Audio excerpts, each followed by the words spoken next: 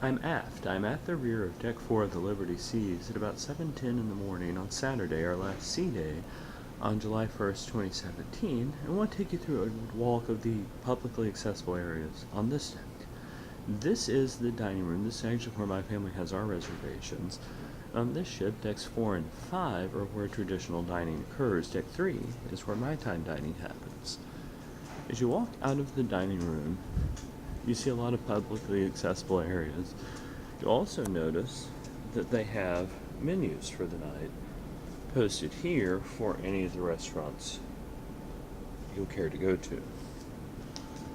Going further forward, you see a map of the ship, and out either side you see a wraparound deck. That's a really nice, quiet, and underused outdoor space. If you go all the way forward on it, you can walk up to Deck 5 and see the helicopter bow, though that's going to be awfully windy when the ship is at sea. Walking through the elevator bank now.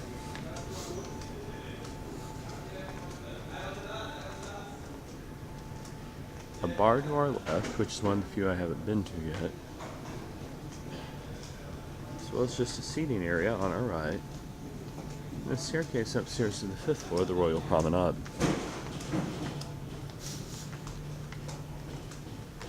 They've certainly worked hard to sell us additional things throughout this cruise.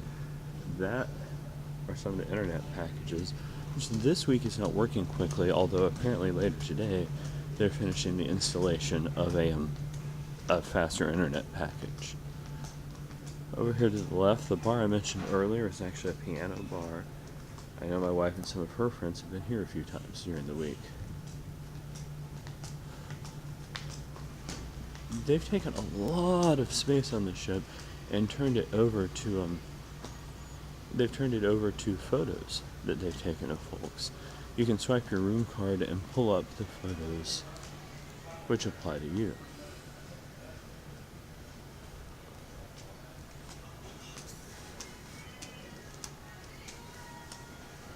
Everywhere you go on the ship, there are signs asking you to sanitize your hands. As you walk in, they've got some of the table games. Most of the table games have been played with a $10 a hand minimum. They'll have a few tables with a $25 a hand minimum, although those tables are generally empty. Have most of your classic slots, although I have not yet found video poker.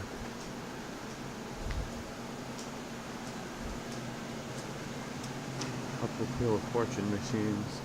There's the cashier cage, where generally they don't let the lines get too bad before they bring in an extra person. This is the pit area, which is generally busier, generally the one they open first. The casino bar, it's worth noting that they'll charge you for drinks here, even if you're gambling. They'll even charge you for non-alcoholic drinks. And a staircase up to the Royal Promenade on Deck 5.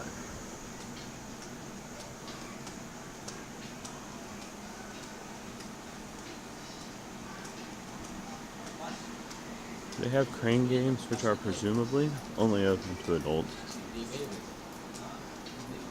Look at one where you can attempt to grab thick wads of cash. And we're now entering into the schooner bar. This is a lovely spot. They do trivia here.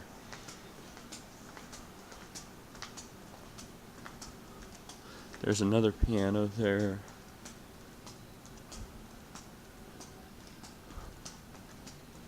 This is also where you have to go to access the theater, even though that's down on Deck 3. It's one of the few poor construction designs in the ship. There's no way to access the Deck 3's theater from Deck 3. You have to come up here to Deck 4 to do it. And finally, Sabor, the extra cost restaurant, which I understand used to be a nightclub. And the forward elevator banks. One of the challenges with this ship is that there aren't really enough elevators. Certainly I could get on one right now, but at peak times you're going to have to wait rather a long time to get on an elevator. We've been taking the staircases to get where we need to go.